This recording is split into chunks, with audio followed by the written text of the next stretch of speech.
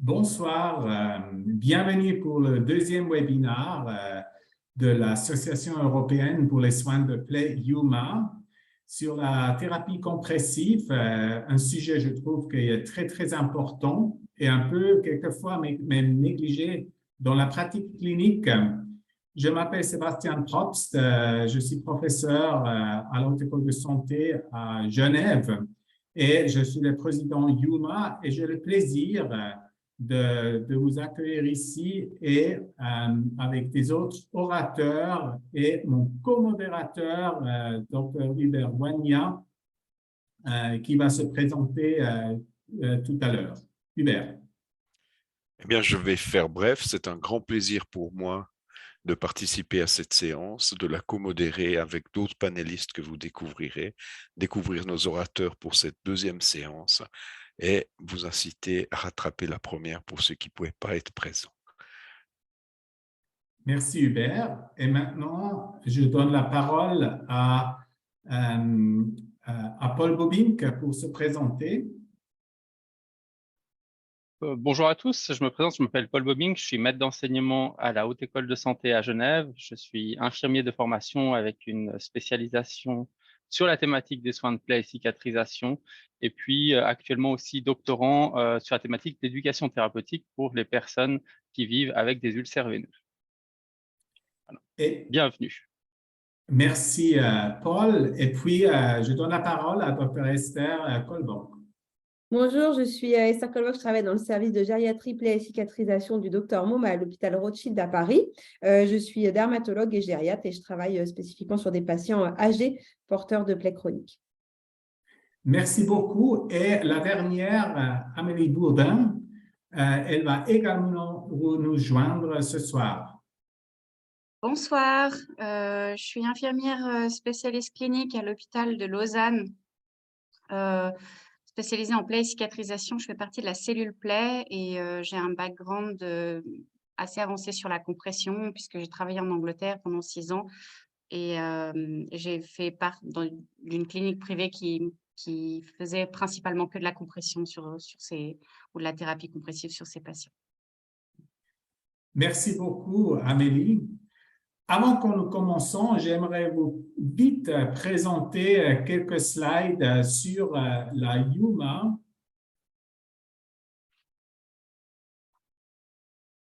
La EUMA est une organisation européenne et nous, on a 53 organisations corporate organizations. Et la EUMA n'est pas seulement un congrès où on n'organise pas seulement des webinaires. On aimerait essayer vous aider à implémenter les différents guidelines qu'on a élaborés. On a ou des e-learning ou également de vous aider à guider un ambulatoire en soins de plaie. Pour ce webinaire, on a pris la thérapie de compression, qui est quelque chose, comme j'ai déjà dit au tout début, que je trouve c'est très important et qu'on a commencé à faire un programme sur la thérapie de compression. Vous voyez, ça a commencé en 2021 pendant la pandémie. Et puis, on a élaboré des e-learning, des flyers et actuellement, on est en train de finir un document sur le diagnostic pour les médecins et les infirmiers que ça peut vous aider après pour mieux comprendre quel type de patient avez-vous devant vous et si une compression est indiquée ou pas. Ce sont nos partenaires qu'on travaille avec ce programme en compression et tout ça, on ne peut pas faire sans nos sponsors. Et merci beaucoup pour sponsoriser ces webinaires et surtout ce programme. Pour notre webinaire, j'aimerais vous demander pendant les présentations d'utiliser le Q&A. Comme ça, vous pouvez mettre vos questions directement dans le chat et puis à la fin, on va faire une discussion et ça veut dire, Dr. Vania et moi-même, on va lire vos questions et on va discuter avec le panel. Et naturellement, j'aimerais vous rappeler que notre congrès à Milan est le 3 au 5 mai. Maintenant, j'ai le plaisir d'accueillir Paul Bobink qui nous parle de l'éducation thérapeutique et la compression. Paul, c'est à toi.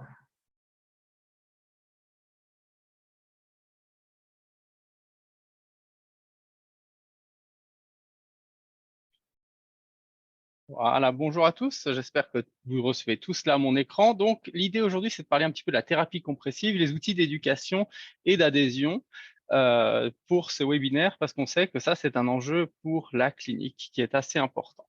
Donc, les objectifs en fait de cette présentation, c'est de brièvement rediscuter de quelques points de l'efficacité de la thérapie compressive, ensuite de venir présenter des pistes de formation pour les professionnels de santé et puis ensuite des pistes pour promouvoir l'autogestion des personnes concernées, donc les personnes qui vivent avec des ulcères des membres inférieurs, par exemple, les ulcères veineux. Pourquoi est-ce que j'ai décidé de prendre cet axe-là? Parce qu'en fait, l'axe les enjeux de la thérapie compressive en pratique, pour moi, ils sont assez révélateurs des difficultés d'enjeux qui reprennent les trois axes importants des pratiques fondées sur les preuves, sur lesquelles on retrouve bien sûr les bonnes évidences, quels sont les meilleurs niveaux de preuve et qu'est-ce qu'on sait dans la recherche par la recherche sur une pratique clinique. De l'autre côté, quelle est l'expertise clinique que je possède comme soignant auprès des patients, et puis bien sûr, quelles sont les préférences des patients et leurs valeurs. Et en fait, quand on réfléchit autour de la thérapie compressive, je trouve que c'est un excellent exemple qui te montre trois facettes qui doivent être explorées pour prendre des bonnes décisions en clinique. Donc, d'un point de vue de la littérature, on sait depuis maintenant plusieurs années, et je pense que ça, c'est plutôt une des bonnes choses, parce que dans le monde des soins de plaie, on a très peu de certitudes. Toutefois, sur la discipline et puis sur la mise en pratique de la thérapie compressive, on sait que ça, c'est un pilier fondamental de la prise en soin de l'ulcère veineux, également en prévention de la récidive. Et puis, c'est un axe prédominant qu'on retrouve dans la majorité des recommandations de bonne pratique. Donc ça, c'est basé sur des niveaux de preuve qui sont assez élevés, hein, depuis une revue systématique Cochrane récente de 2021, d'autres plus anciennes de 2014 ou 2012, et puis aussi une revue des revues systématiques de 2022 qui vient encore appuyer l'efficacité de la thérapie compressive pour la prise en soin des personnes avec des ulcères veineux des membres inférieurs. Donc ça, c'est intéressant, mais ce qui est encore intéressant, c'est d'aller un petit peu dans le détail de qu'est-ce que nous disent ces résultats. Et puis, ce qui est assez intéressant, quand on regarde ici le graphique avec le risque ratio, on voit que quand ça passe la barre du 1, et ben en fait, si on serait penché à gauche ou à droite, et ben en fait, on aurait des effets secondaires négatifs qui seraient en faveur de la compression ou pas. Et puis, on voit qu'ici, en fait, dans ce groupe, on n'a pas d'effet négatif en conditions d'étude, on n'a pas d'effet indésirable grave plus important dans le groupe intervention que dans le groupe contrôle quand on utilise la thérapie compressive dans les bonnes indications. Donc ça, déjà, c'est plutôt un deuxième résultat aussi qui, pour moi, est important pour la pratique clinique, puisqu'en fait, on voit que quand c'est bien utilisé, ben, en fait, il n'y a pas beaucoup de risques d'effets indésirables. On aura une présentation par la suite derrière. Deuxième résultat aussi très intéressant qui peut nous aider à argumenter l'usage de la thérapie compressive, c'est que là, on voit très clairement par contre que le bénéfice, il va en faveur de la thérapie compressive quand on regarde le outcome de la douleur. Donc, ça veut dire que les personnes qui ont bénéficié de thérapie compressive ont des scores de douleur inférieurs et ça, je pense que c'est un argument important pour la pratique clinique. Alors, c'est vrai qu'en clinique, on voit souvent, lors de l'indication au départ de la mise en place de la thérapie compressive, notamment quand les jambes sont très indurées et que les bandes sont avec un peu d'élasticité, que le début de la thérapie compressive augmente la douleur, mais dans la durée, cette douleur a tendance à se diminuer. Et puis ça, c'est quelque chose qu'on retrouve assez fréquemment dans les témoignages des patients, où la douleur au membre inférieur a diminué, les crampes ont diminué, la lourdeur des jambes a diminué. Et ça, c'est aussi des éléments donc, qui sont des outcomes positifs de la thérapie compressive. Quand on regarde en lien avec la qualité de vie, ben là, en fait, si on prend des échelles non spécifiques pour la qualité de vie, donc des instruments de mesure générale, on voit qu'on n'a pas un effet positif ni négatif sur la qualité de vie pour les personnes qui sont traitées ou non par thérapie compressive. Par contre, quand on prend des échelles de qualité de vie spécifiques à un problème de santé, donc à l'ulcère veineux dans ce cadre-là, on voit que la qualité de vie est meilleure dans le groupe qui a eu un traitement par thérapie compressive par rapport à ceux qui ne l'ont pas reçu. Donc, ces éléments-là, pour moi, c'est des arguments supplémentaires qui viennent soutenir l'intérêt de la thérapie compressive en pratique auprès des patients. Et c'est peut-être des éléments d'argument qu'on peut aussi mettre dans la balance quand on discute avec eux sur l'intérêt de la thérapie compressive. Si on regarde le point de vue sur les professionnels de santé, alors là, on voit que la littérature, elle montre quand même clairement qu'il y a un besoin d'améliorer les connaissances et la compréhension, notamment des infirmiers ou des infirmières, sur l'efficacité de la thérapie compressive, sur comment elle fonctionne, sur à quoi elle sert et les indications et contre-indications de la thérapie compressive. Donc ça, c'est des éléments qu'on retrouve déjà depuis plusieurs études, depuis 2014, mais aussi en 2022, c'est encore quelque chose qui est pointé du doigt. Et puis, on voit aussi que finalement, il n'y a pas suffisamment de familiarité avec la variété des dispositifs de compression qui existent sur le marché. Et puis ça, c'est aussi quelque chose qui est très important, puisqu'en fait, si on veut pouvoir individualiser notre offre en soins aux habitudes de vie de la personne, et ben en fait, il nous faut avoir une connaissance assez exhaustive du matériel et des dispositifs les mieux adaptés à la situation. Je peux prendre l'exemple, par exemple, des wraps de thérapie compressive pour les personnes qui veulent rester autonomes pour la mise en place de leur thérapie compressive, par exemple. Et puis, dernier point qui est très intéressant, c'est qu'en fait, quand on fait des études où on va essayer de faire des pré-postes avec des infirmiers ou des physiothérapeutes qui ont fait ces soins-là en clinique pendant plusieurs années, quand on fait une mesure de pression d'interface avant la formation, ben en fait, la majorité, pour ne pas dire presque la totalité des soignants, ont des pressions suboptimales. Donc, c'est pour ça que ce type d'instrument, ici, j'ai mis le PicoPress, mais il en existe d'autres, sont des instruments, en fait, qui, avec ce petit capteur ici, permettent de mesurer la pression sous le bandage qu'on peut positionner à différentes zones pour voir en fait quelle est la pression que j'ai appliquée avec mon bandage. Nous, on a utilisé ça à plusieurs reprises maintenant en formation et je dois dire que c'est un instrument qui me semble assez indispensable pour avoir une réflexion sur ce qui se passe. Parce qu'en fait, en clinique, ce qu'on retrouve régulièrement, c'est ce type de bandage-là où les orteils sont par exemple trop inclus, où la base du pied n'est pas inclus, le talon n'est pas inclus. Il n'y a pas d'usage de sous-couche non plus. On utilise des agrafes pour fixer la bande et puis la bande ne remonte pas forcément trop. Donc en fait, pour moi, ça c'est vraiment quelque chose qui est un élément clé, c'est que l'art de la thérapie compressive, en fait, ça s'apprend et par la pratique, mais aussi par l'accompagnement par des professionnels qui sont formés, qui ont les compétences pour les transmettre et puis pour discuter autour des techniques de pause, puisqu'en fait, quand on va rechercher les techniques de pause, il y en a une variété assez importante et puis elles ont toutes leurs forces et leurs limites. Et en fait, c'est en discutant, échangeant entre professionnels qu'on arrive à les affiner. Si je regarde aussi d'un point de vue des étudiants, c'est vrai que nous, on a fait une formation spécifique de 2 heures sur la thérapie compressive où les étudiants pouvaient appliquer des bandes à extension courte. Et ben en fait, ils se sont rendus compte que ils ne savaient pas que c'était un soin si technique et ils pensaient que c'était juste un soin pour comprimer l'œdème sans compréhension autour. Donc c'était avec des étudiants de fin de deuxième année qui avaient déjà fait des stages et puis durant leur stage avaient déjà appliqué de la thérapie compressive sans vraiment savoir vraiment ce qu'ils faisaient comme ils le disent dans leur témoignage.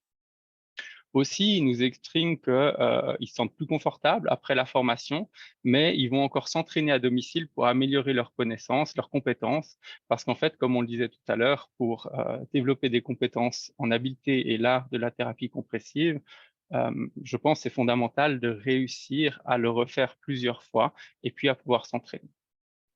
Et puis, on a eu un dernier témoignage aussi d'une étudiante qui mentionnait qu'elle était plus à l'aise pour réaliser le soin, mais pour elle, sans voir les chiffres, elle n'aurait jamais su quelle pression j'appliquais. Et ça, c'est vraiment des choses qui sont importantes. Et autant dire que nos étudiants ont pris au jeu les infirmiers spécialistes cliniques qui encadraient les équipes en les challengeant aussi de poser la thérapie compressive dans les cibles de pression en se prêtant au jeu, et ça a été un challenge très intéressant aussi pour les expertes du terrain pour venir voir à quelle pression elles appliquaient un bandage. Donc vraiment, ça, c'est quelque chose, je pense, qui est fondamental dans l'éducation et dans l'enseignement pour les professionnels de santé. Alors, si maintenant on prend la dernière facette de la roue Evidence-Based Practice, on voit sur les perspectives patients. Et puis, là, ce qui est intéressant, c'est que la notion d'adhésion ou adhérence ou compliance, ces termes qui se rejoignent un petit peu, sont un challenge en fait pour les personnes qui vivent avec un ulcère veineux ou qui vivent avec une insuffisance veineuse chronique des membres inférieurs. Parce qu'en fait, pour eux, ils devraient avoir des bénéfices qui sont supérieurs aux contraintes. Ça, c'est des éléments qui m'expriment, en tout cas dans les entretiens pour mon doctorat. Et puis aussi où l'autonomie est un réel enjeu.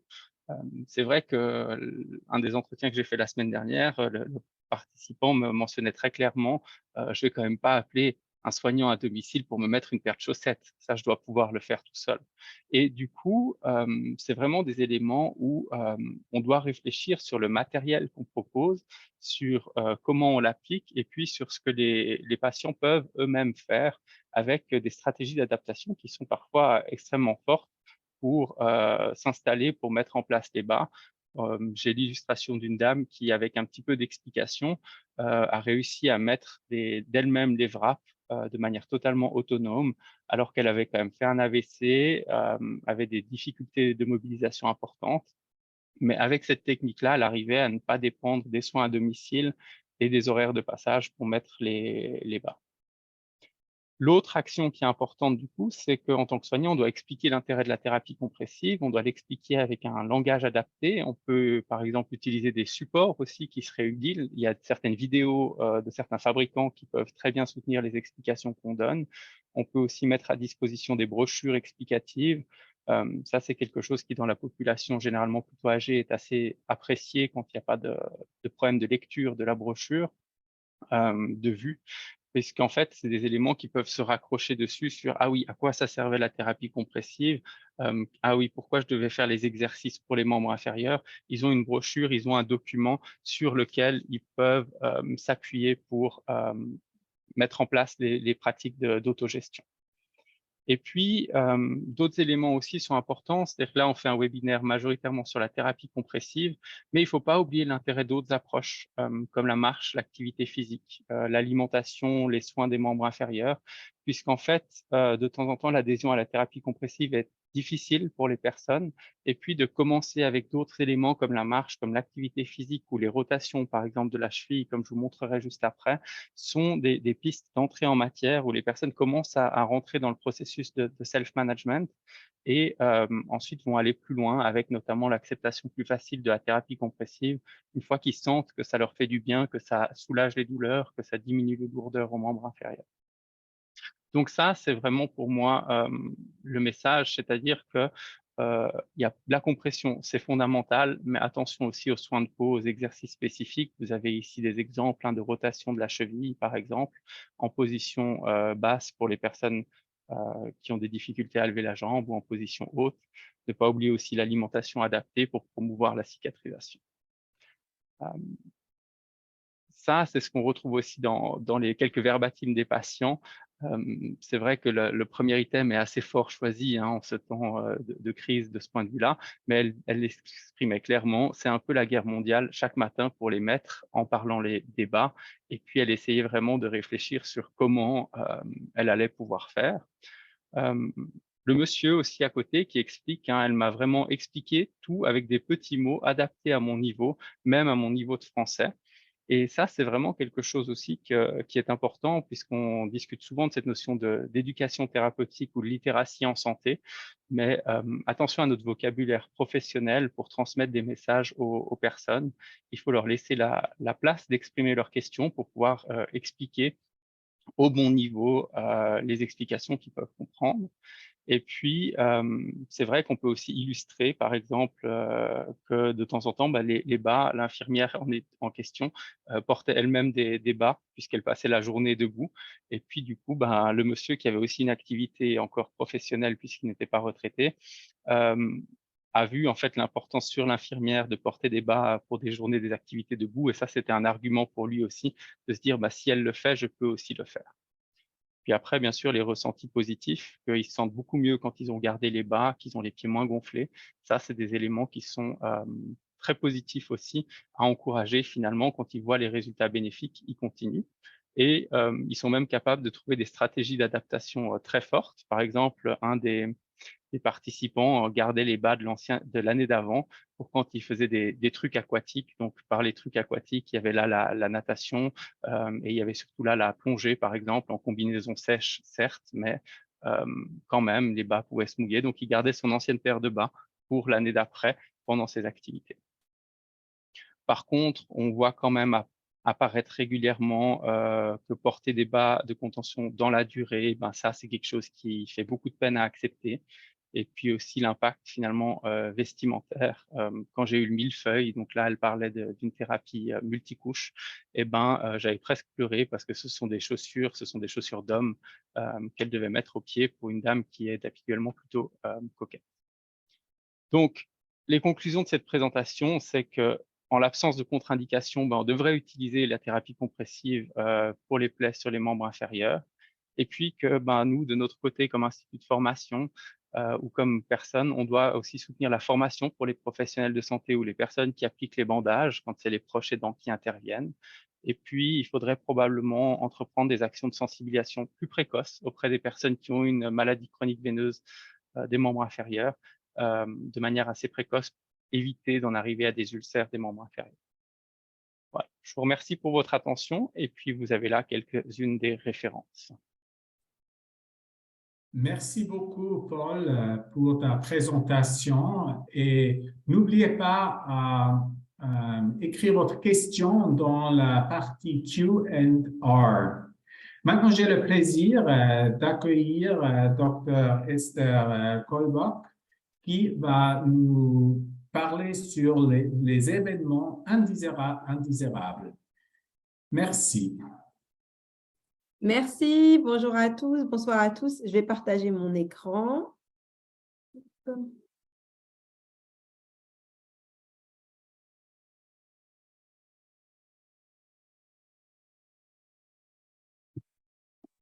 Voilà, normalement, c'est bon pour tout le monde.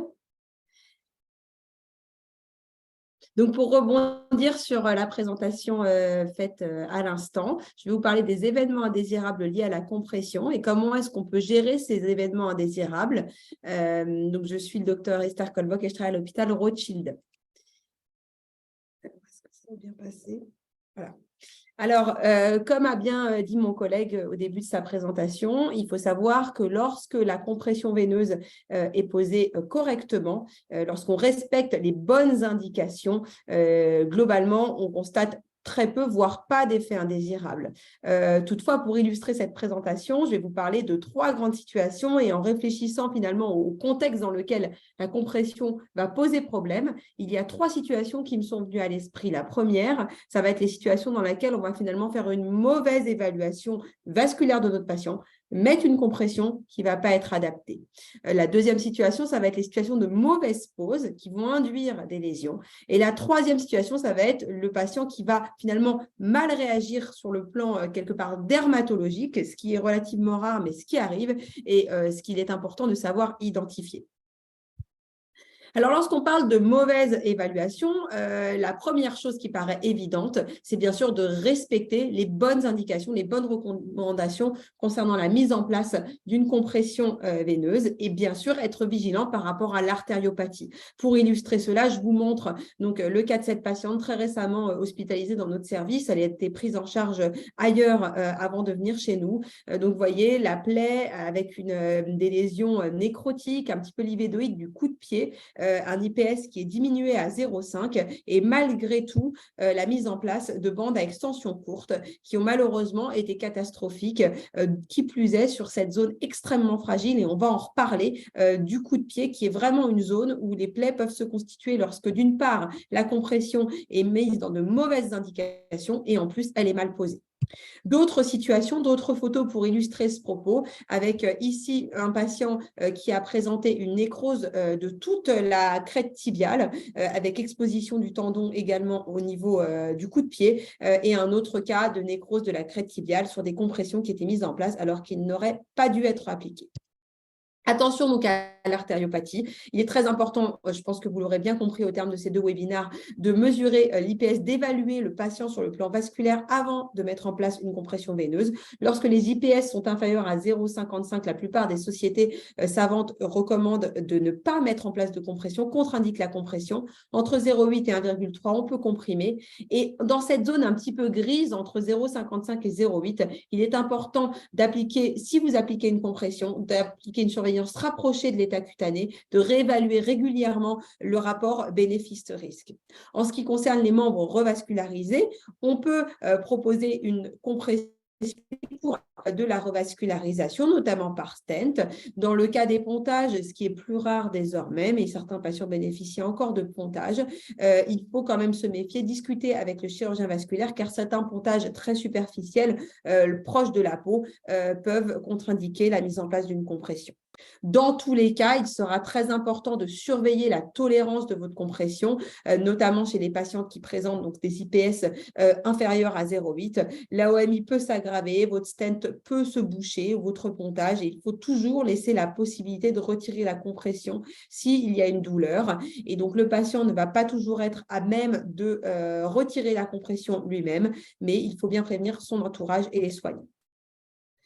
Alors, l'autre élément qui va être très important et qui va poser souci, c'est lorsque finalement la bande va être mal posée. Et ça peut induire des plaies dans certaines situations. Donc, les conditions de pose d'une bande, il faut positionner le pied à 90 degrés pour éviter d'une part le risque d'ankylose de cheville et d'autre part les nécroses du coup de pied à la marche, comme j'ai pu vous montrer sur les clichés précédents.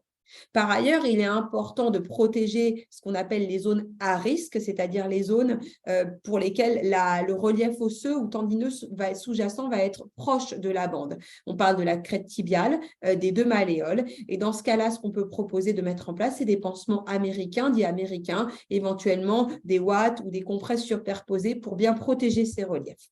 Je vous montre donc d'autres photos illustratives de situations où la peau a été mal protégée, plus ou moins en plus associée à des contextes d'artériopathie qui ont été décompensés par la mise de compression, mais pas toujours finalement. Ces patients qui ont vraiment la bande a été trop serrée sur des zones à risque qui n'ont pas été protégées, avec ici des nécroses du coup de pied ou des nécroses proches de la malléole ici. Toujours dans la série, savoir poser la bande correctement et donc les conséquences de la mauvaise pose de votre bande.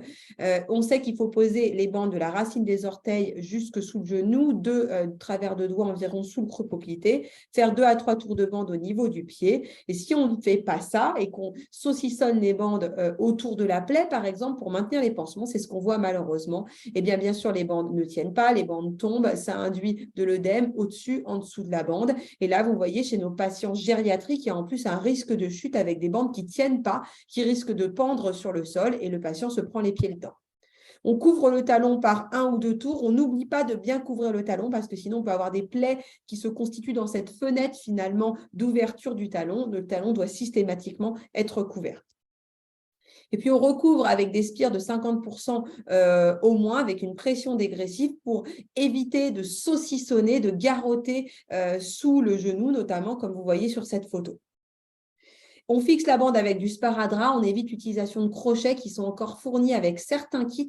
Ces petits crochets qui peuvent être pourvoyeurs de plaies. Une collègue me racontait un patient diabétique qui ne sentait pas du tout et elle a retrouvé sous son pied, planté sous son pied bien proprement, le crochet de la bande qui était tombé dans sa chaussure et qui s'était fiché sous son pied. Donc attention, on évite ces petits crochets, on met plutôt du sparadrap, de l'Ipafix, on fixe avec un adhésif et également on peut maintenir avec par-dessus un tubulaire de type Tubifast pour bien maintenir en place notre bande et éviter qu'elle ne tombe. Alors, bien sûr, il va aussi falloir adapter le chaussage. Ce n'est pas la compression qui va s'adapter au chaussage, mais bien l'inverse. Hein. Donc, bien penser à prescrire des chaussures adaptées pour améliorer la statique plantaire, améliorer la marche et le retour veineux. Et vous avez le cas de cette patiente, la première photo que j'ai vue il n'y a pas longtemps, qui a des petites chaussures à talons très jolies, noires. Je ne sais pas comment elle a réussi à les mettre. Je vous avoue que les enlever, on n'a pas envie, on se dit comment on va les remettre en consultation, comment la patiente va repartir sur ses deux jambes. Je lui ai prescrit des soins, bien sûr, des chaussures couvre-pansement adaptées, de la compression, et nous allons la revoir en consultation. On évite aussi la bande de compression qui ne couvre pas le pied, parce que sinon le patient ne peut pas remettre sa chaussure. Hein, vous avez bien compris, on part de la racine des orteils. On évite les jolies petites chaussures à talons noirs ou alors la surchaussure en plastique avec pas de chaussure en dessous, parce qu'on ne sait pas ce qu'on peut mettre sur le patient, ou les bricolages avec les lacets comme vous avez ici. Et donc, on pense à prescrire des chaussures couvre-pansement. Prescrire une compression, c'est bien gentil, mais si le patient peut derrière pas mettre ses chaussures et qu'il n'a pas de chaussures adaptées, il ne va jamais porter votre compression. Donc, vous pouvez prescrire ces chaussures couvre-pansement avec ce code LPPR chute et le code suivant, et qui sont pris en charge par la sécurité sociale, prescrire une paire de ce type. Alors, la mauvaise pose, l'autre situation dans laquelle la pose va être compliquée et va pouvoir potentiellement induire des plaies, ça va être les patients qui ont une bande complètement, des jambes, pardon, qui sont complètement dysmorphiques, comme vous avez ici chez ces patients qui présentent une insuffisance veineuse chronique qu'on peut voir parfois avec obésité, qui ont un gros mollet, une petite cheville, ou alors chez des patients qui ont un lymphœdème, comme vous voyez sur la deuxième photographie, avec vraiment un remaniement extrêmement important du membre inférieur. Alors là, si on pose la bande comme ça, forcément, on va induire des plaies. Il va être extrêmement important de capitonner, de bien couvrir tous les reliefs, de redonner une forme à peu près conique, normale, entre guillemets, à la jambe avant de poser votre bande de compression. On peut s'aider de bandes ouatées, de pansements américains, de dispositifs dédiés. Et pour finir, on peut parler de situations dans laquelle finalement la compression, elle est bien posée, elle est posée dans de bonnes indications, mais on va avoir des réactions cutanées qu'on identifie bien, qu'on connaît bien en tant que dermatologue. La première, qui est assez classique et qui est pourtant relativement méconnue, c'est ce qu'on appelle la dermatose érosive et pustuleuse de jambes, ou DEPJ, parce que c'est vrai que c'est un petit peu long. Donc, qu'est-ce qu'on va voir sur le plan clinique? On va avoir des pustules. Donc, sur le plan dermatologique, une pustule, c'est une lésion à contenu liquidien trouble. Ces pustules vont être confluentes et parfois ces pustules, on ne les voit pas parce qu'en fait, elles se rompent très facilement parce qu'elles sont superficielles. Et donc, ce qu'on va avoir, par contre, c'est des vastes érosions douloureuses, volontiers croûteuses. Et souvent, c'est vraiment la catastrophe. C'est notre ulcère veineux, il évolue bien, on a mis en place notre compression veineuse et puis le patient revient. Et là, il a des ulcérations superficielles partout et on ne comprend pas ce qui se passe. On se dit, mince, qu'est-ce qu'il a? Je ne comprends pas, ça allait mieux. Et là, il a à nouveau plein de plaies. Donc ça, on le voit très bien après avoir retiré notre compression et notre pansement. Quand on lave, on n'a plus les pustules, on n'a plus que les érosions. Et donc, on identifie facilement dans ce cas-là, devant les érosions superficielles, les pustules et un patient qui est volontiers une femme âgée avec insuffisance veineuse chronique qui porte des bas, le diagnostic de dermatose érosive et pustuleuse de jambes. On met en place des dermocorticoïdes. C'est une dermatose qui, comme beaucoup de dermatoses, est très cortico-sensible, mais également très corticodépendante, c'est-à-dire que quand on va arrêter les dermocorticoïdes, notamment si on les arrête brutalement sans faire de décroissance progressive, on peut avoir une récidive de cette dermatose érosive et pustuleuse de jambes. La physiopathologie est peu claire, c'est a priori pas lié à une infection bactérienne malgré la présence de pustules, puisque lorsqu'on prélève ce pus, il est stérile donc en tout cas une très grande cortico-sensibilité, donc n'hésitez pas à appliquer des dermocorticoïdes dans ces situations-là et on poursuit bien entendu la compression veineuse qui est toujours nécessaire souvent chez ces patients insuffisants veineux. L'autre mauvaise réaction qu'on va pouvoir avoir, c'est les patients qui présentent une dermatoporose, c'est-à-dire un vieillissement cutané extrême avec une peau qui va se déchirer au moindre traumatisme, notamment au moment où on va mettre en place des bas de contention qui sont parfois difficiles à enfiler et on peut abîmer la peau dans ce contexte-là. Donc, dans les cas de dermatoporose très avancée avec une peau extrêmement fragile, on va préférer les bandes au bas de contention. On peut éventuellement tester les kits type Vénotren, Ulcertec, parce que vous savez qu'il y a un premier bas qui est plus facile à enfiler et après on pose par-dessus, on fait glisser par-dessus un autre bas, mais du coup la peau est globalement protégée. Et puis bien penser à hydrater la peau de ces patients âgés qui ont souvent une xérose, la peau sèche associée à cette dermatoporose, parce qu'une fois que la peau est hydratée, elle est moins à risque de craquer comme ça. Et puis, le dernier élément, ce sera la mauvaise réaction, c'est-à-dire la réaction allergique cette fois. Alors, vous avez ici une réaction allergique sur un manchon de compression sur un moignon d'amputation. Ce sont des dermites qu'il faudra distinguer des dermites caustiques liées à l'importance de l'exsudage chez nos patients qui ont beaucoup d'œdème, d'insuffisance veineuse, ou l'eczéma de contact. On va avoir cette fois une allergie donc, de contact au silicone, à l'élastane, au nylon, au lycra présent dans nos bas. On peut identifier des allergènes en faisant des tests épicutanés de type patch test, comme vous avez ici. Et le traitement, bien entendu, on va éviter cet allergène et donc éventuellement changer de gamme de bas ou de bande et protéger la peau sous-jacente à la bande en utilisant des tubulaires cotonnés type Tubifast.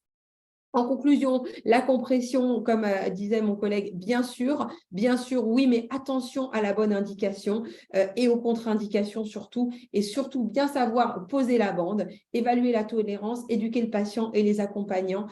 Et bien sûr, dans certaines situations, je vous les ai présentées, je pense qu'on est tous à même d'évaluer ces cas-là, pas seulement les dermatologues. Exercez votre œil, vous dire, tiens, là, il y a une pustule, c'est peut-être une dermatose érosive et pustuleuse de jambes. Là, il y a l'air d'avoir une allergie de contact à l'un des composants. Je prends en charge le patient dans ce cadre-là. Je vous remercie pour votre attention. Merci beaucoup, Esther, pour cette très bonne présentation. Merci. Maintenant, je donne de nouveau la parole à Paul Bobink qui va nous montrer des exemples comment vous pouvez mettre une bande de compression. Paul.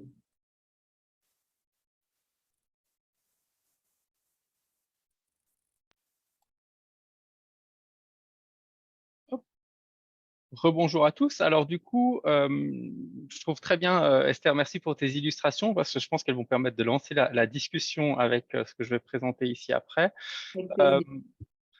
Pour moi, là, l'idée, c'est vraiment de vous présenter quelques techniques de pose pour des bandes à extension courte. Et puis, en fait, n'hésitez pas, pendant que je vais passer une partie de la vidéo, à mettre vos remarques dans les questions et réponses ou le chat. Tac.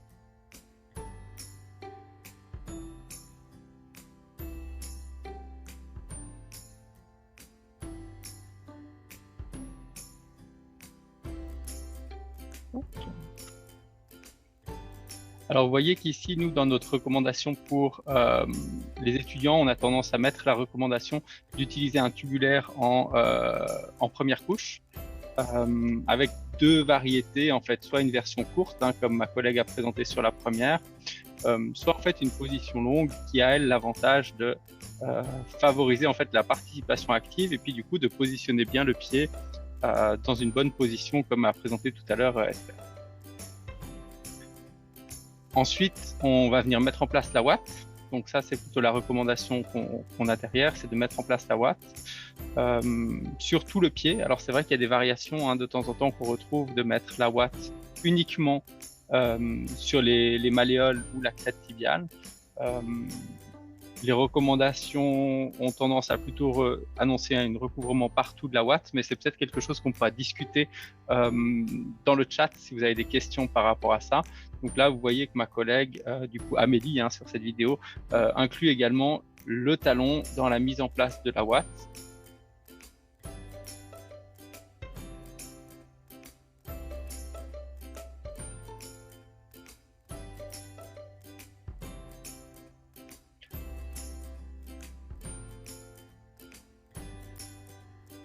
Là, vous voyez aussi hein, le coup de main de ma collègue qui met le pied vraiment dans la bonne position.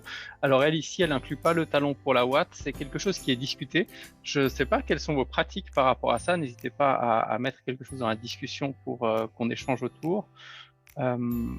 Puisque je pense que ça peut être des éléments de discussion. Et puis, comme notre mannequin a ici vraiment aussi une cheville très très fine, pour avoir une harmonisation de la pression, en fait, on va venir renforcer un petit peu avec la ouate au niveau des malléoles en fait, de chaque côté, qui vont être mises en place avant de mettre en place les bandes. Donc ça, c'est une des options possibles pour augmenter en fait un petit peu le diamètre de la cheville, voilà, comme le montre ma collègue. Ou on a une dernière possibilité aussi, ou enfin une autre possibilité aussi, qui est le fameux créer une boule en fait pour augmenter le point d'appui. On l'a vu tout à l'heure avec des mousses spécifiques, mais en fait en travaillant un petit peu la ouate comme on a besoin, on peut aussi faire ce point de pression supplémentaire en fait qui va venir renforcer la pression en rétromalléolaire dans le cas où c'est nécessaire. Donc, on voit vraiment là la forme de la ouate et qui va venir se recouvrir sous la ouate usuelle.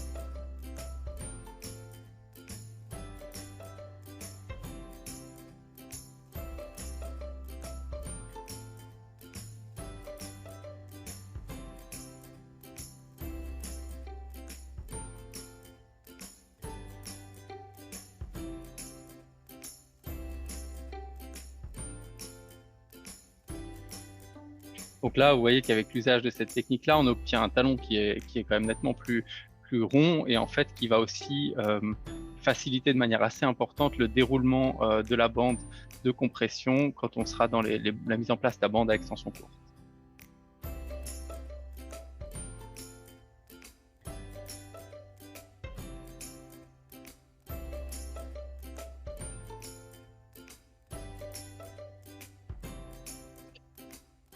Et puis ensuite, on vient sur la dernière partie qui est celle ensuite de dérouler la bande. Donc là, on voit la mise en place de la bande. Donc on voit bien le point de départ hein, qui est vraiment à la base des orteils. Et puis avec un déroulement, donc vous voyez qu'ici, avec la mise en place de la ouate précédente, le talon est un peu plus gros. Donc ça facilite un petit peu plus le déroulé de la bande. Mais petit pied, petite cheville, c'est pas trop ce qu'on a l'habitude avec l'insuffisance veineuse, mais quand on l'a ici, c'est vrai que c'est quelque chose qui est un challenge pour la mise en place de la thérapie compressive.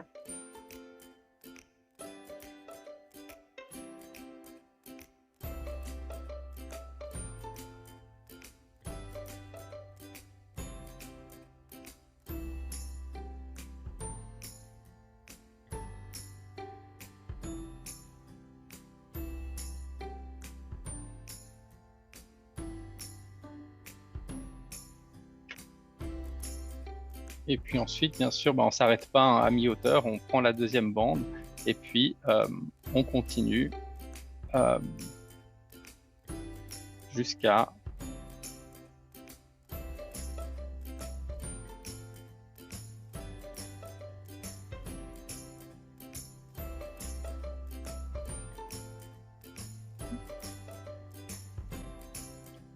venir ici environ 2 doigts hein, sous le creux pour dérouler la bande. Et par conséquent, du coup, un des challenges qu'on a, et je pense que ça c'est aussi quelque chose qu'on va pouvoir discuter, c'est qu'est-ce qu'on fait de l'excédent de bande. Donc là, vous voyez que ma collègue a décidé de ne pas la dérouler pour pas redescendre. Elle la plie un petit peu en avant et la fixe ici au-dessus.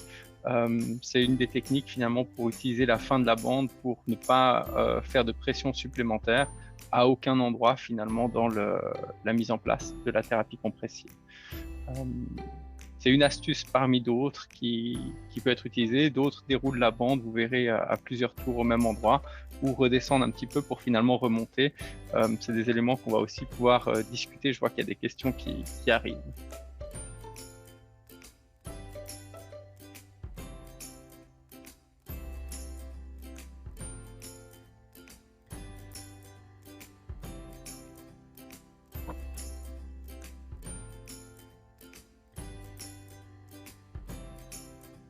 Et puis ben là, l'avantage d'avoir pris le tubulaire plus long, hein, comme vous pouvez voir, c'est qu'en fait, le tubulaire va pouvoir servir à hop, recouvrir la bande. Et puis là, du coup, on a un bandage qui est prêt à tenir sans trop de risque de le retrouver par terre, en diminuant aussi le risque de chute du coup des personnes quand elles marchent. Et puis là, on a un bandage assez propre qui pourrait rentrer dans une chaussure si elle n'est pas trop petite.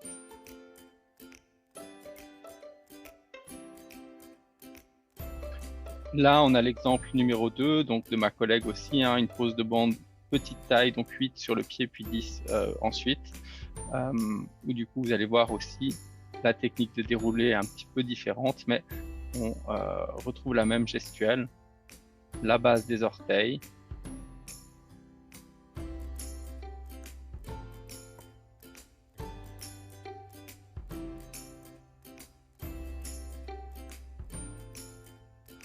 Donc là, ici, hein, c'est vraiment une bande de coup de 8 cm qu'elle a pris au départ avec un petit pied, petit talon. Puis ensuite, elle va continuer avec une bande de largeur de 10 cm.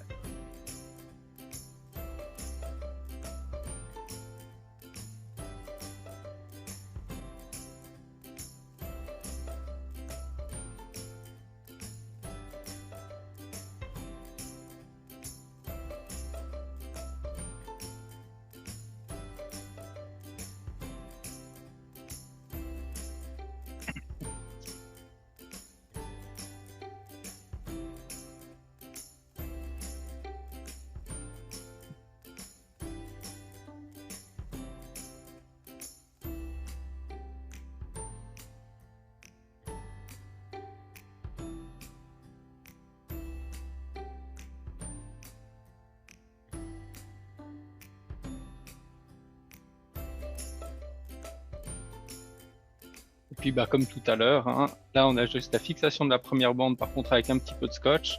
Ça, c'est pas si mal pour les personnes qui le posent moins souvent, qui ont moins l'habitude. Comme ça, au moins, la bande, elle se détache pas pendant qu'on attrape l'autre. Et puis, on repart avec la suite pour la deuxième bande, qui, du coup, elle aussi va monter jusque sous le creux.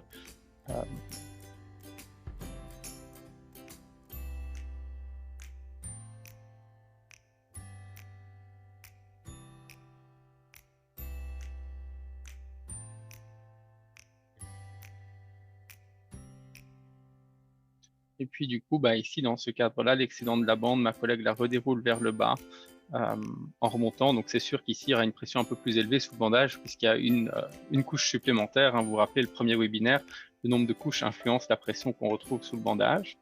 Et puis, vu qu'il y a quelques plis sur cette mise en place de bande, des points de scotch peuvent des fois être aidants pour les limiter. Et puis après, aussi, on recouvre ici avec le tubulaire en haut. Et puis, dans le cadre beaucoup des soins à domicile, ce qui est souvent aidant en termes d'adhésion des patients, c'est quand on peut remettre un bas personnel par-dessus, puisque là, ça fait beaucoup moins médicalisé que la première bande qu'on a pu voir par ma collègue. Donc voilà, ça c'est pour moi ce que je voulais vous présenter. Je ne sais pas si on prend les questions maintenant, et puis après je reviens sur mes dernières slides. Oui, tu peux prendre les questions maintenant. Alors, je vois du coup les collègues, vous pouvez aussi intervenir. Je vois qu'il y a justement une notion sur l'inclusion ou non du talon. Alors c'est vrai que là, moi je parle de l'inclusion du talon de la ouate, hein, on est d'accord, pas du bandage. Sur le bandage, je serais plus formel, l'inclusion de la Watt est parfois discutée. Pour moi, je vais le nuancer un petit peu dans le cadre des soins à domicile, par exemple, et de l'adhésion possible. C'est vrai qu'entre une thérapie compressive mise en place 100 watts au talon et qui est acceptée par la personne en face, ou pas de thérapie compressive parce qu'elle est refusée à cause de la Watt sur le talon, mon choix du moins pire, quelque part, ira sans souci vers la mise en place d'une bande 100 watts sous le talon. Mais je ne sais pas ce qu'en pensent mes collègues. On ouvre la discussion. Oui. Je vais me lancer. Pas du haut du Cervin, bien sûr. Oui, je pense que Paul a tout à fait raison. Nous, à l'intérieur des hôpitaux universitaires de Genève, on enseigne la méthode avec talons couverts, mais il y a des fois, on est forcé de faire un certain nombre de compromis. Par rapport à la sous-couche, tout spécialement avec des personnes extrêmement âgées, avec une dermatopause, nous, on recommande systématiquement de mettre une bande ouatée en dessous. Et puis, je pense qu'effectivement, il faut adapter la chaussure au bandage et pas le bandage à la chaussure. Après, ça a des limitations auprès de certains patients. Après, l'efficacité du talon couvert ou pas couvert, scientifiquement, c'est un petit peu plus difficile et c'est encore bien débattu.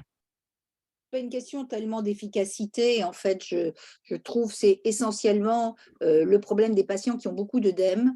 Et c'est plutôt quand la compression n'est pas très bien posée, et en particulier au début où il faut se méfier, parce qu'il y a souvent un œdème qui est sous-malléolaire. Et quand les gens essayent de mettre leurs chaussures qui ne sont pas des chaussures adaptées, il y a un risque de frottement. Quand l'œdème est contrôlé, quand on a réussi au bout de 2-3 fois à limiter cet œdème et que la compression est bien posée, il ne glisse plus dans cet espace rétro et sous-malléolaire, et il y a beaucoup moins de risques, on n'est pas obligé de renforcer à ce niveau-là. Le problème, c'est au début, comme Esther a montré sur certaines photos, les malades, ils arrivent avec des petites chaussures, ils arrivent en consultation avec le bus et ils espèrent qu'ils vont repartir avec les mêmes chaussures et notre compression. Alors, on ne peut pas faire des miracles et réduire l'œdème correctement. Donc, c'est pour ça. Mais d'un point de vue efficacité, on est tout à fait d'accord, il n'est pas prouvé qu'il faut ou non prendre le talon. C'est plus une démarche de protection, en fait, chez les patients qui ont des œdèmes et qui doivent se chausser. Donc, on leur dit c'est temporaire, mais ne vous inquiétez pas. Et d'ailleurs, ils le voient très rapidement quand la compression est bien posée. Au bout de quelques temps, ils n'ont plus ces œdèmes et ils peuvent se chausser beaucoup mieux, quoi. Entièrement d'accord. Et puis, si je peux ajouter à tout ce que vous avez dit, c'est aussi la transférabilité des compétences, c'est-à-dire que ce que l'on enseigne, ce que les gens comprennent et ce que les gens reproduisent, nos collègues reproduisent, et ce qui va être répété plusieurs fois, il va y avoir une certaine variabilité en fait. Et puis si on dit le talon, on n'a pas besoin de prendre le talon dans le bandage parce qu'il n'y a pas d'œdème. Parce que c'est vrai qu'il y a des petites dames menues où on va plus voir les malléoles que de l'œdème dans cet endroit-là. On se dirait, voilà, il n'y a pas besoin de toute cette ouate. Si plutôt parce qu'il faut protéger justement les proéminences osseuses, mais surtout parce que à force, ce qu'on peut voir aussi, c'est 2 coups de bandage autour du pied, et puis hop, on est déjà au-dessus de la malléole et on n'a même plus du tout pris même l'espace rétromalléolaire, il n'existe plus du tout, et là, c'est là qu'on a des catastrophes. C'est que pas prendre le talon, qu'est-ce qu'on ne prend pas au niveau du talon? La base du talon, la moitié du talon, voilà, c'est toujours très subjectif. Alors, si on propose une technique uniforme qui est répétée de la même manière pour tout le monde, je pense qu'on obtient plus de résultats et puis moins de variabilité pour le patient. Parce que si vous avez une infirmière qui prend le talon un jour, puis le lendemain, il ne prend pas le talon l'autre jour, il va se dire, mais moi, je préfère quand je n'ai pas de talon. Alors que si le patient, finalement, il ne connaît pas une autre option, il se dit que c'est comme ça, en fait. Donc, je pense que c'est aussi le message, c'est d'être uniforme dans la pratique pour tout le monde. On fait tous la même chose. Voilà. Il y avait alors d'autres questions. que le charmant visage d'Amélie vient de me faire disparaître. Donc, il y avait une question sur la dimension des bandes en fonction de la circonférence de la jambe. Comment déterminer la longueur et la hauteur de bande? Nous, on a une petite astuce, en fait, pour la largeur de la bande, c'est la largeur du dos du pied, de la racine des orteils jusqu'au coup de pied. Enfin, c'est l'astuce que nous, on utilise pour savoir si on prend du 8, du 10 ou du 12. Voilà. Et après, sur la longueur, c'est quand même la taille de la personne hein, et l'œdème, mais c'est quand même beaucoup plus, je dirais, pifométrique. Hein. C'est pas quelque chose d'exact. On ne peut pas donner des dimensions tout à fait parfaites, quoi. Et puis, c'est ça qui est très confusionnel, c'est qu'il y a des kits où il y a des tailles 10 cm et puis c'est tout, vous débrouillez avec ça, et puis une bande et puis c'est tout. Il y en a qui se coupent, il y en a qui ne se coupent pas. Et du coup, qu'est-ce qu'on fait avec tout ça? Dans la pratique, ce qui est le plus adaptable, c'est d'avoir des bandes qui se séparent et d'avoir des tailles différentes. Si vous avez un petit pied, il vaudra mieux partir sur du 8 cm que sur du 10. Si vous avez un grand monsieur avec un grand pied qui fait du 44, 45, bah là, on part sur un 10 cm. C'est pas grave. Mais si vous essayez de poser un 10 cm sur une petite dame qui fait du 35, on n'y arrivera pas. Et puis, vous aurez la bande qui va s'arrêter à la moitié du tibia. Vous allez reprendre une autre bande. Puis là, vous allez être ultra compressif de partout. Et puis, ça va être beaucoup trop douloureux. Donc, plutôt, il faut partir sur quelque chose qui est modulable plutôt que des kits qui sont déjà tout faits. Si vous ne connaissez pas votre patient, je sais que les kits sont très utiles parce que c'est facile à répéter, puis à enseigner, puis voilà. Mais vous avez beaucoup d'œdème. Votre kit d'une bande de 10 cm, de 3 mètres ou de 5 mètres, il va s'arrêter au milieu du tibia et puis c'est tout, quoi. Moi, ça me… Voilà, c'est l'échange que j'ai à donner. On a une autre question. Pourquoi vous n'utilisez pas de mousse sous les bandes à élasticité courte? Alors, la mousse, elle est nécessaire quand il y a de l'œdème parce qu'elle va s'aplatir quand elle est comprimée par la bande et puis elle va regonfler quand l'œdème s'en va. Alors, il y a des kits où il y a de la mousse déjà et puis ça permet de la réutiliser. Et puis, il y a de la ouate. Moi, je fais très attention avec les kits qui ont de la mousse parce que si vous avez des plaies très exsudatives ou des dermatoses très irritantes, où vous allez avoir de l'exsudat ou même de l'humidité sur la peau, ça va faire un effet gouttière, puis ça va propager un petit peu soit l'exsudat au niveau du talon, soit cette humidité un peu partout sur la peau, et puis on se retrouve avec toute la peau qui est rouge vif parce qu'on a une réaction avec la mousse. Donc, même si vous voulez utiliser de la mousse et que vous ne connaissez pas votre patient, je vous inviterai fortement à mettre une couche de ouate parce que la ouate, elle va s'agglutiner. Encore une fois, c'est une couche de ouate en polyester, pas en coton, parce qu'on peut avoir aussi des réactions dues au blanchissement du coton. Donc, plutôt partir sur une ouate synthétique. Et vraiment, la mousse est utile quand on a beaucoup d'œdème. Après, on peut très bien faire avec la ouate. Si votre patient, vous le connaissez bien, il veut des choses qui se lavent, là, on peut utiliser la ouate, il n'y a pas de souci. Mais si c'est les premiers temps, je partirai sur la mousse, pardon. Si c'est les premiers temps, je partirai sur quelque chose de ouaté. Mais après, je ne sais pas si vous, en France, comment ça se passe. Il faut penser que les phénomènes allergiques existent. Hein, oui. Ils sont relativement rares, mais notamment quand on met directement les bandes sur la peau, ce qui n'est pas recommandé. Hein, et c'est pour ça qu'il faut insister dessus, parce que notamment certains fabricants vous fabriquent des bandes qui sont blanches pour certains patients qui sont allergiques justement à la coloration chair des bandes. L'allergène dans ce cas-là, ça s'appelle le dispersé orange. C'est un allergène extrêmement connu. Quand on leur fait des tests allergiques, ils réagissent fortement à cette couleur, en fait. Pareil aux élastiques qui sont contenus dans tout ce qui est bandage un tout petit peu élastiques, qui n'existent pas dans les bandages qui sont sans allongement du tout, mais même avec de l'allongement court, ils peuvent développer des phénomènes allergiques si le bandage est directement mis au contact de la peau, parce que c'est fait de façon répétitive, sur une peau qui est fragilisée, avec l'humidité qui favorise la survenue de ces phénomènes allergiques. Et ça, c'est complètement différent de ce que vous a montré Esther, qui est la pustulose érosive de jambes, dont on connaît très mal la physiopathologie, mais qui n'est pas un phénomène allergique, même si ça répond très bien à la cortisone, mais qui est une dermatose neutrophilique, qui est un peu la même qu'on voit chez les gens qui n'ont pas beaucoup de cheveux et qui portent une casquette tout le temps et qui font des petites pustules comme ça sur le scalp et qui peuvent avoir des érosions, mais très, très importantes. Et ça, c'est quelque chose qui nous gêne beaucoup au long cours, parce qu'on a quand même l'impression que c'est quand même l'occlusion qui favorise sans doute ces phénomènes-là, et que c'est très, très récidivant, que ça nécessite de mettre des corticoïdes très forts, et donc forcément d'avoir recours à un avis médical dermatologique spécifique. Voilà. Il y avait une autre question intéressante, c'est « Et les orteils, pourquoi il n'y a pas de compression ?»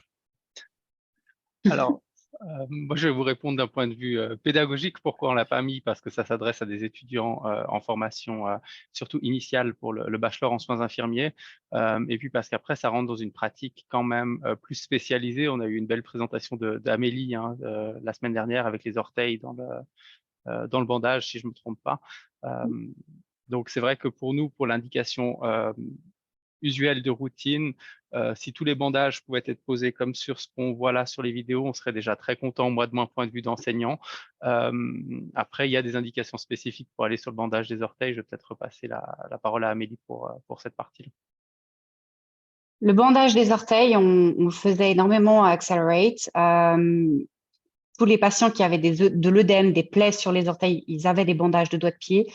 Notre problématique, c'était très difficile de transférer le protocole à domicile sur des personnes qui n'étaient pas formées.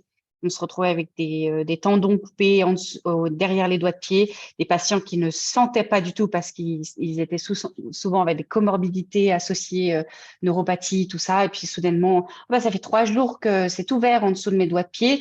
Je ne sais pas pourquoi, mais ils n'ont aucune douleur. Et en fait, tout le bandage de doigts de pied avait complètement cisaillé les doigts de pied. Les doigts de pied qui sont en crochet aussi, qui sont en forme de griffe, le bandage va s'enrouler s'il n'est pas fait régulièrement. Donc, c'est des techniques qui demandent peut-être peu de gens dans la situation, que ce soit toujours les mêmes personnes qui viennent faire les bandages, et puis des gens qui sont très bien formés sur ce type de situation. C'est difficile de transférer.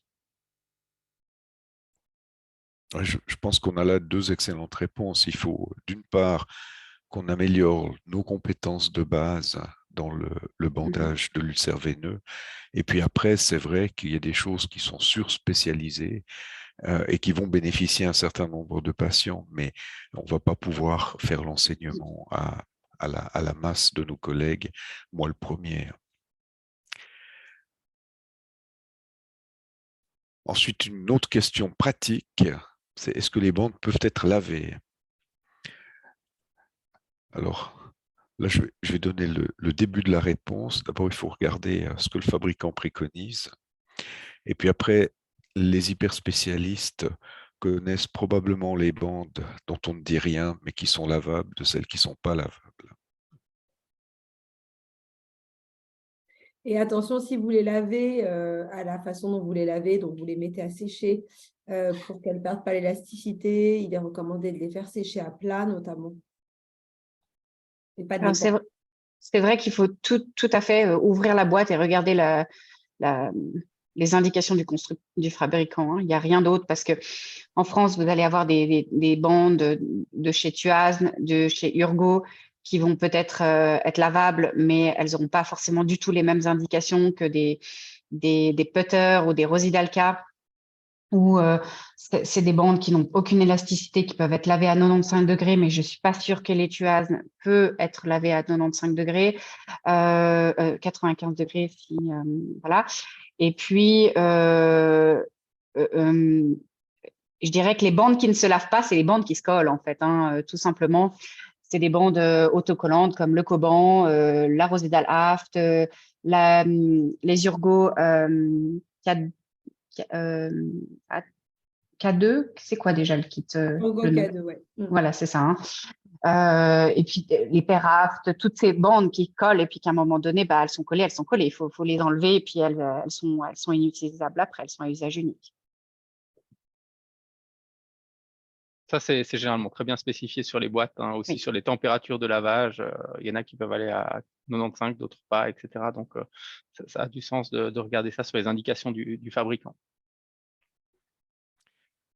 On a une autre question qui va d'une participante. Faut-il faire attention au nerf sciatique poplité externe et le protéger?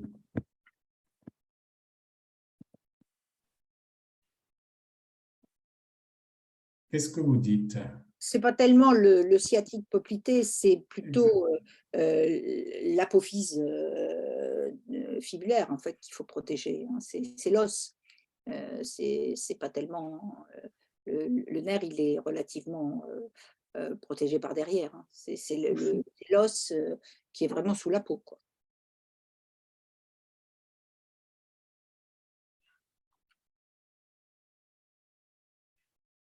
Et comment, par exemple, Amélie, comment est-ce que tu protèges ces zones à risque? Alors moi, c'est vraiment en allant. J'ai tendance à monter le filet très haut. Comme ça, j'ai pas. Parce que si on a un tout petit filet, qu'on l'a coupé de trop court, ben, on va finir le bandage trop tôt. Et puis, avec l'expérience, finalement, on a rarement le bandage qui se plie derrière. Hein. C'est plutôt l'inverse. On a plutôt tendance à finir trop bas que trop haut. Pour moi, je m'arrête toujours à l'os, en fait. Je termine la tête du péroné. En fait, je termine mon bandage à cet endroit-là. Et puis, je mets de la ouate. J'ai jamais eu de plainte mais on peut pas dire jamais. Je n'aurai jamais, mais j'ai jamais eu de plainte de ce côté-là. J'ai eu plus des plaintes sur on va dire des épanchements de lymphœdème à l'intérieur de la cuisse où ça va peut-être aller couper au niveau du bandage parce qu'il y aura une masse qui va retomber au niveau du poids et du bandage. Ça arrive. Dans ces cas-là, si vous avez des cuisses qui sont trop émaciées ou même avec trop de volume, il est peut-être intéressant de faire des bandages plus hauts avec des tailles de bandes plus grandes. Voilà, mais ça aussi, ça relève un peu de l'expertise finalement. Merci. Moi, je voulais juste ajouter une remarque, mais c'est mon passé de rééducateur. C'est justement la mobilisation au niveau de la cheville et de toute la jambe. Il faut vraiment penser à la faire la première fois qu'on voit le patient. Parce que généralement, on attend plusieurs séances, on attend qu'ils se plaignent. Et généralement, quand ils viennent nous voir, ils ont déjà un début d'enraidissement. En plus de ça, ça concourt à la pompe musculaire et à l'efficacité du montage. Donc, c'est vraiment quelque chose qu'il faut commencer tout de suite.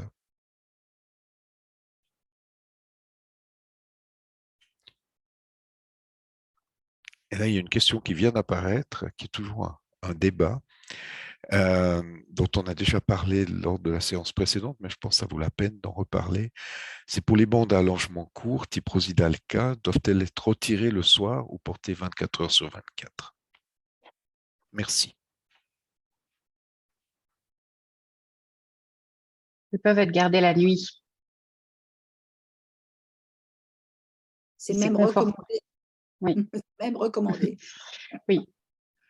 C'est des bandages, comme vous avez vu sur la vidéo, qui peuvent être faits tous les 2 jours. Si on n'est pas en phase de réduction majeure, on peut éventuellement espacer les bandages à tous les 2 jours, voire tous les 3 jours, si vraiment on arrive à faire tenir le bandage correctement.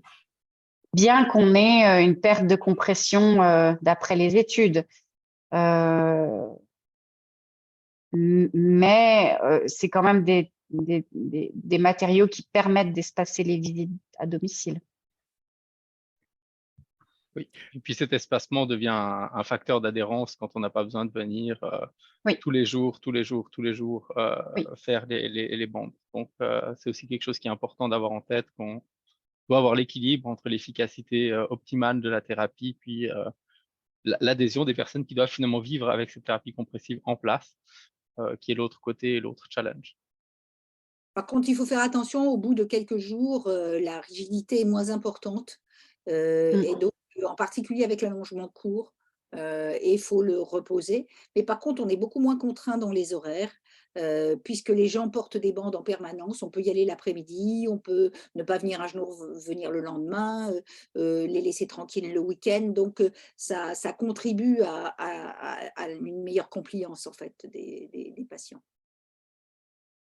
Mon expérience en milieu intra-hospitalier, c'est aussi des fois, avec certains patients, d'enlever la bande le soir permet l'adhésion sur la journée. Tout est question de compromis.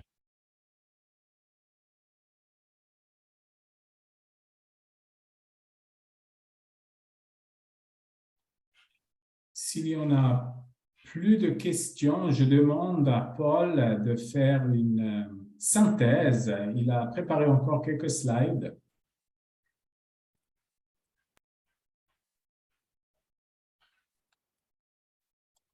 Oui, alors je pense que si on doit faire une synthèse, la première, c'est de respecter les indications du fabricant. On en a parlé tout à l'heure, mais je pense que c'est vraiment quelque chose qui rentre dans les principes clés. De vraiment débuter le bandage à la base des orteils, d'inclure le talon, je pense que c'est quelque chose aussi qui est ressorti, et puis d'insister sur la protection de la peau. C'est vrai que les images d'Esther font froid dans le dos quand on sait la difficulté qu'on a à obtenir des cicatrisations optimales dans ce contexte-là. Donc, protéger la peau, je pense que c'est quelque chose qui est primordial. Et puis ensuite, être vigilant avec les compressions qu'on peut des fois avoir supplémentaires. Si on met des bandes qui tiennent les pansements, puis qu'on met une thérapie par-dessus, ça peut être des éléments problématiques. Et puis, pour moi, en fait, l'enjeu aussi, c'est que la technique de pose universelle, elle n'existe pas parce qu'on a pu voir des jambes de formes différentes, de formats différents. Donc, en fait, on doit s'adapter vraiment à cette situation-là, choisir parmi le matériel qu'on a à disposition dans notre institution, dans notre hôpital, dans les soins à domicile ou dans notre contexte de soins, et tenir compte aussi des souhaits des personnes, des patients en termes d'autonomie, en termes de contraintes, de fréquence où ils acceptent de venir faire les soins, où on peut venir faire les soins chez eux. Ça, c'est des choses qui doivent, pour moi, être primordiales. Et puis, en fait, ça sous-entend vraiment, là, je trouve cette image vraiment parlante où on voit les mains de ma collègue qui guide ici une étudiante à la thérapie de pose. C'est que, en fait, l'art de la thérapie compressive, c'est quelque chose d'un côté où c'est très scientifique, et puis de l'autre, en fait, l'art de cette application, il s'apprend par la pratique, par le questionnement sur nos bonnes pratiques, et puis aussi par le soutien par les pairs, parce qu'on a pu voir aussi, on a fait une demi-journée avec l'Association suisse des soins de plaie l'année dernière sur la thérapie compressive. Et puis, en fait, c'est extrêmement riche, les échanges de professionnels qu'on peut avoir quand on parle vraiment de comment on pose, pourquoi on fait comme ça, pour échanger les trucs et astuces qui font qu'on va obtenir l'adhésion des personnes, qu'on va s'améliorer aussi dans notre technique de pose. Et ça, je pense que c'est quelque chose de fondamental.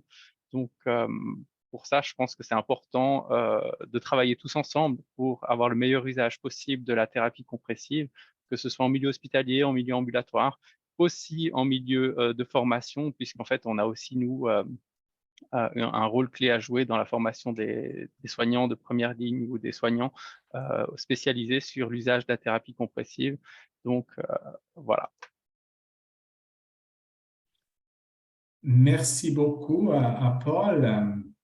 Est-ce que quelqu'un du panel veut encore ajouter quelque chose?